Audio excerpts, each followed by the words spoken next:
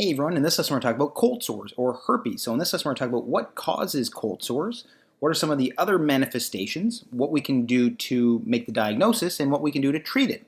So cold sores or herpes are chronic clusters of vesicular erosive lesions. Well, what does that mean? Well, as you can see, they are basically groups of little skin lesions that become little vesicles that can erupt and become erosions. They are due to infection by herpes simplex virus 1 or 2. So we used to learn that maybe one of these viruses causes oral herpes, one of them causes genital herpes, but really they can both cause cold sores or oral herpes. Now, the primary infection involving herpes simplex virus 1 or 2, there is a site of inoculation. So if someone comes into contact with someone else that is shedding the virus and there may be a break in the skin, that is the site of inoculation.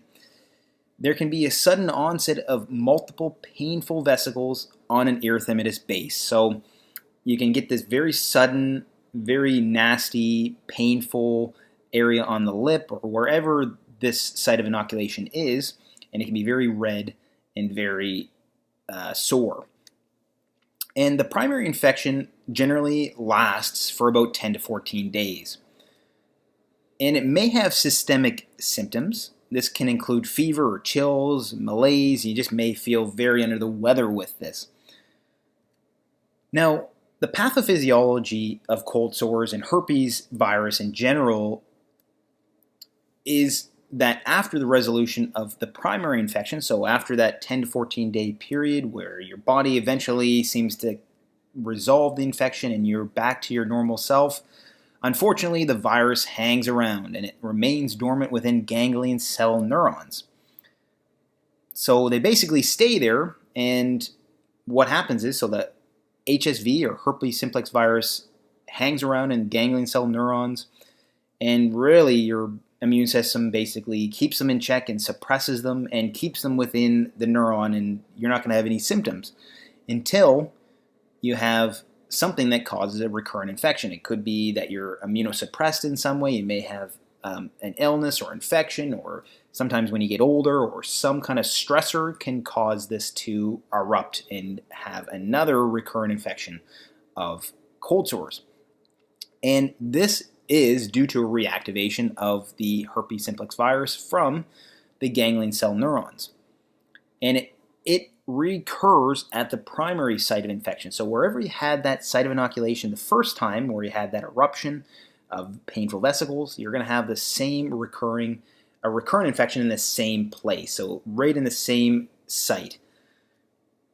But what's good news about the recurrent infection, if there is any good news, is that the duration of the recurrent infection is shorter than the primary infection and generally can last around 5 days. And a lot of times people will report that they have some prodromal symptoms. And prodromal symptoms really mean you start feeling something before you have an onset of the cold sore. So you may feel that with 6 to 53 hours prior to eruption of the vesicles, you have this feeling of burning, tingling, maybe itchiness, pruritus, or pain in that area. So you can just feel something coming on with your lip. And so once you have the prodromal symptoms, you're going to have an eruption, and that's your recurrent infection. Even if you don't have that eruption continuing, perhaps you've resolved the recurrent infection or resolve the primary infection, you can have what is called subclinical shedding of the virus. So even if you don't feel like you have this infection or this cold sore, you may be shedding the virus and passing it on to others without you even knowing it. So I just wanted to quickly mention that here. So there is something we call subclinical shedding of the virus. Now, I want to also talk about other manifestations of herpes. We can get what we call a herpetic whitlow. And basically this is an infection of herpes simplex virus on a finger. So perhaps you've maybe had it on a lip, or had a cold sore, and you maybe had a break in the skin, or something else that leads to an inoculation of a finger, you're going to get these painful vesicles on your finger. And that's actually just a herpes virus infecting the finger, causing what we call herpetic whitlow. Again, it's inoculation. Again, this will resolve, and again, it will often recur because, again, that virus hangs around in your neurons.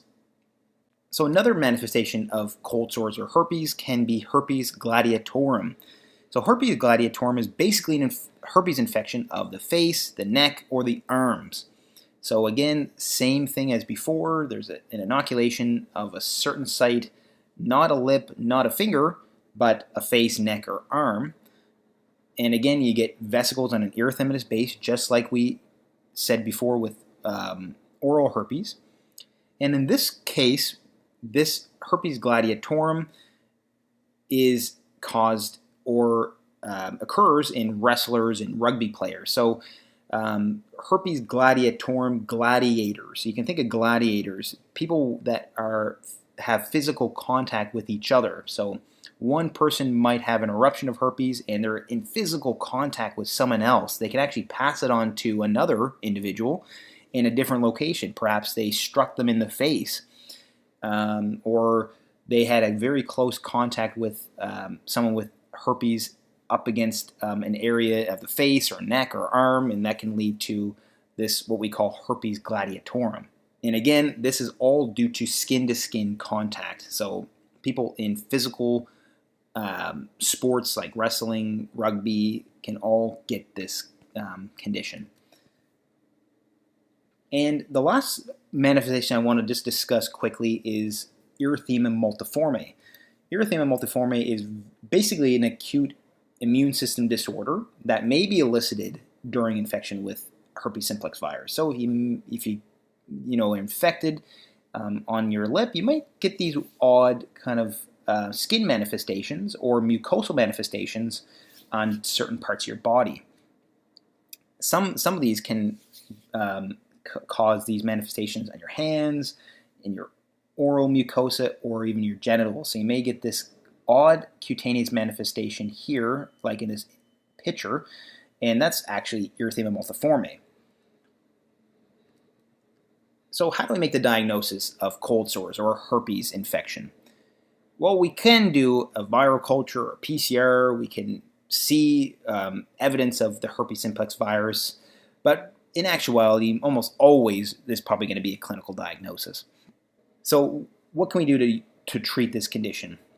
Well, we can use acyclovir. So acyclovir is an antiviral that's been shown to help reduce the either onset if you use it prophylactically, or we can reduce the duration of symptoms. And the other related antiviral is valacyclovir. So either of these can be used to actually reduce the onset or eruption of herpes, or reduce the duration of symptoms. So both of these are great treatments for this condition. So if you want to learn more about other dermatological conditions, please check out my dermatology playlist. If you haven't already, please consider liking and subscribing, also clicking the notification bell if you like this lesson and you want more lessons like it. So thank you so much for watching, and I hope to see you next time.